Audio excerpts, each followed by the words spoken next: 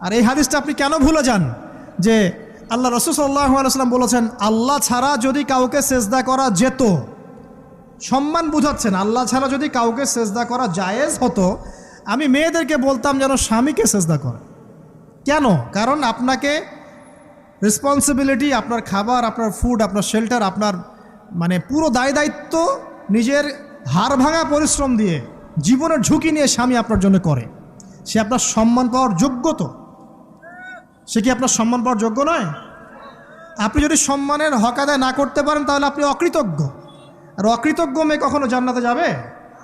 একটা হাদিসে আছে বেশিরভাগ মেয়ে জাহান্নামের যাওয়ার অন্যতম কারণ হচ্ছে তারা স্বামীর সাথে কুফুরি করে। কি করে? মানে সারা জীবন স্বামী ভালোবেসে যায়, ভরণ পোষণ দিয়ে যায়, সব চাহিদা পূরণ করে যায়, একদিন দেখবেন কথা কাটাকাটি হয়েছে, ওই দিন বলে বসবে যে তোমার কাছে আমি কিচ্ছু পাই নাই সারাদিন। এই যে কুফুরি, এই কারণে তারা জাহান্নামে